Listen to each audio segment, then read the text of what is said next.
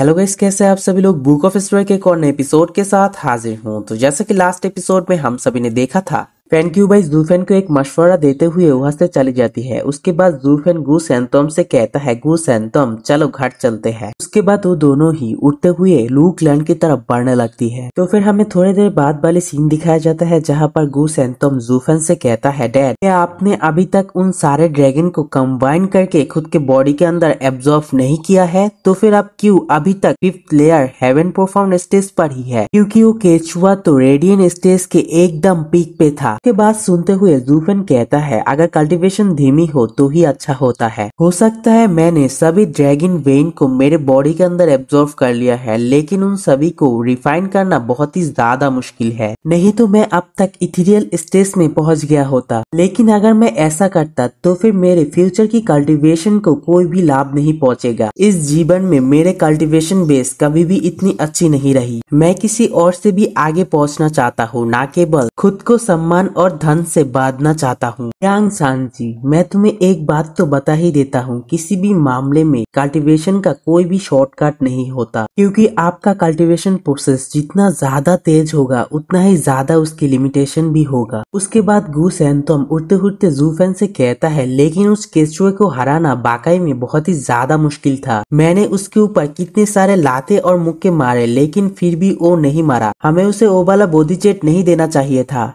तो फिर जूफेन कहता है, नहीं हमें करना पड़ा, क्योंकि युद्ध शुरू करने से पहले 9 ड्रैगन डायमंड बॉडी उसके आत्मविश्वास का आधार थी, और अगर वो 9 ड्रैगन डायमंड बॉडी अचीव नहीं करता तो फिर वो कभी भी मेरे खिलाफ फाइट नहीं करता। और दूसरी तरफ अगर वो नहीं हिलता तो फिर एम्पायर भी अपनी कुर्सी से नहीं हिलता, और अगर एम्पायर अभी भी वही खड़ा रहा तो फिर अदालत तो एक सड़ती हुई नाली बन जाएगा, जो कि लंबे समय तक हमारे खिलाफ काम करेगी। और इस वार को शुरू करने के लिए हमें सिर्फ एक अच्छे मौके की जरूरत थी। अगर मैं तुम्हें खुलकर बोलूं तो फिर जब तक लू फैमिली और रीजन स्टेट फाइट करते रहेंगे तब तक एम्पायर कुछ भी नहीं करेगा, और जब हम दोनों फाइट करते हुए पूरी तरह से कमजोर हो जाएंगे तब एम्पायर बसंत की तरह झाड़ू मार मार कर हमें पूरी तरह से सफाया कर देंगे। तो फिर जूफेन गू सैंतोम से कहता है, मैं दावा कर सकता हूँ अपने शासन को बदलने के लिए धार्मिक बहाना के रूप में हमारी ये दोनों फैमिली के वार को उपयोग करना, जो कि पूरी देश को अपनी चपेट में ले लिया। दूसरी तरफ गू सैंतोम जूफेन से कहता है, पिताजी आप इतनी परेशानी क्यों उठा रही है? और फिर हंसते हुए कहता है, हम दोनों के साथ तो हम इनविंसिबल है। अब हम तो इंपीरियल फैमिली से भी मुकाबला कर सकते हैं, क्योंकि मेरे सरे और गले हुए शपथ चला गया है। तब हम देखेंगे वो कायर लोग क्या हमारे सामने खड़े होने की हिम्मत कर सकते हैं। और दूसरी तरफ जूफेन गू सैंतोम की ये सारी बात को सुनते हुए कहता है, यांग सान जी इसी वजह से तुम पिछली बार हार गए थे। मैं कहना तो नहीं चाहता, लेकिन वो वरिष्ठ ऋषि अगर तुम्हें धोखा भी नहीं देता तो भी तुम इंपीरियल फैमिली के ऊपर हावी नहीं हो सकते थे। तब के समय तुम उस लड़ाई को हार जाते, क्योंकि अगर तुम्हारे इरादे शुद्ध नहीं है तो फिर हासिल करने के बावजूद तुम्हें कुछ भी नहीं मिलेगा, क्योंकि बिना किसी अच्छे बहाने के कोई भी आपके बातों को नहीं सुनेगा, भले ही आप रास्ते को अपने लिए ले ले। इसके अलावा अगर देश में बहुत सारे कल्टीवेटर नहीं होता तो फिर उस देश का क्या फायदा। और अगर आप चाहते हैं जनता आपकी आदेश और फार्म को सुने तो फिर आपको एक बढ़िया उद्देश्यों की जरूरत होगी, ताकि वो सभी लोग आपके पास रिसोर्सेस को ले आए। क्योंकि अगर आप एक बड़े डोमेन के साथ बहुत ही ज्यादा स्ट्रॉन्ग होते हैं तो फिर क्या आप रिसोर्सेस के लिए इधर उधर भटकेंगे और जमीन को खोदेंगे? नहीं। और अगर ये चीज सही तरह से होता है तो फिर आपके डोमेन में जितने भी सारे लोग हैं वो सभी रिसोर्सेस को लाकर आपके पैरों तले रख देंगे। और अगर मैं तियानो के एम्पायर की बात करूं तो फिर उसके पास साल भर साल रिसोर्सेस आते ही जाता है, और इन सारे इंग्रेडिएंट के साथ बहुत सारी एक्सपर्ट भी उनके साथ शामिल हो जाती है। और यही कारण है जिसको कि सभी शासक अपने दावे को सही ठहराने के लिए धार्मिकता पर जोर देते हैं। और इसके विपरीत भले ही आप एक गॉड के जैसा हो, लेकिन आप कभी भी इन सारे रिसोर्सेस को अकेले इस्तेमाल और ढूंढ नहीं सकते हैं। और ये सारी चीज को अकेले एक आदमी के लिए ले जाना बहुत ही ज्यादा मुश्किल है, और सच कहूँ तो फिर ये तो किसी के लायक तक नहीं है। तो फिर ये सारी बात गू सैंतोम सुनकर अपने मन के अंदर सोचता है, इसीलिए तो मैं दिन के उजालों में सभी घरों के सामग्री को हंसते हुए चुरा लाता हूँ। और जब हम इस बारे में बात कर रहे हैं तो फिर मुझे लगता है इंपीरियल फैमिली और सात फैमिली बहुत ज्यादा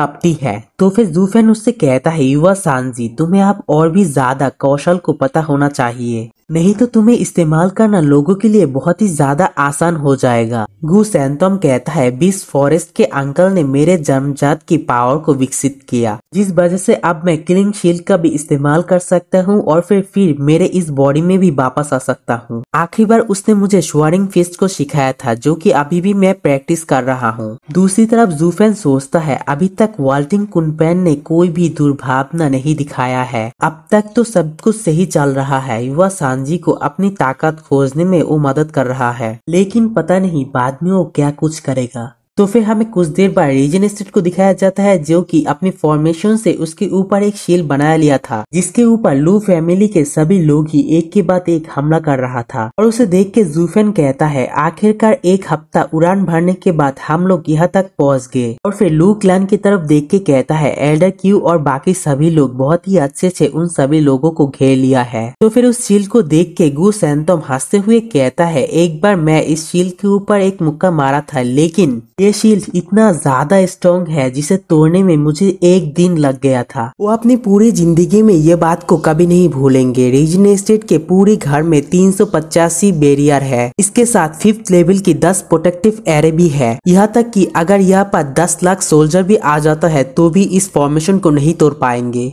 लेकिन मैं इसे बड़े आसानी से तोड़ सकता हूँ। तो फिर जू फेन कहता है युवा सांजी अगर वो लोग तुम्हारी बातों को सुने तो फिर वो लोग तो शर्म से ही मर जाएंगे। तो फिर गू सैंतोम कहता है अगर वो लोग पूछते हैं तो फिर ये मेरी गलती नहीं है, बल्कि मैं तो जोर जोर से कहूंगा। तो फिर जू फेन कहता है बेशक, लेकिन फिर भी इसे स्टाइल के साथ करे, क्योंकि पिता और पुत्र इसी तरह से काम करते हैं। और फिर बड़ी स्पीड के साथ उस फॉर्मेशन को तोड़ने के लिए आगे बढ़ता है। दूसरे सीन में हमें एल्डर क्यू को दिखाया जाता है, जो कि फॉर्मेशन के सामने होता है। उसके सामने एक बंदा आके कहता है एल्डर क्यू ये काम नहीं कर रहा है, पिंजरे में बंद ड्रैगन सिटी बहुत ही ज्यादा स्ट्रॉन्ग बैरियर से घिरी है। तो ये बात सुन के एल्डर क्यू बहुत ही गुस्से में उससे कहता है अब 10 दिन हो गया है, लेकिन तुम लोग मिलकर एक भी बाधाओं को नहीं तोड़ पाए। और फिर गुस्से वाली नजरों में उसकी तरफ देखते हुए कहता है शायद से आप अभी भी पुराने दिन के बारे में सोच रहे हैं और फिर आराम कर रहे हैं। तो फिर ये बात सुन के वो बंदा घबराते हुए कहता है नहीं, कभी नहीं। जब से लू फैमिली मुझे अपने फैमिली के अंदर लिया है तब से मैंने सभी संबंधों को तोड़ लिया है, बल्कि उस पिंजरे के अंदर ड्रैगन सिटी को तोड़ना काफी ज्यादा मुश्किल है। तो फिर एल्डर क्यू बहुत ही ज्यादा गुस्से में उसकी तरफ फायर बॉल को रिलीज करते हुए कहता है इसे जल्दी से जल्दी छेद करो, नहीं तो अगर जू फेन मेरे ऊपर हावी हो जाता है तो मैं तुम लोगों को कभी नहीं छोड़ूंगा।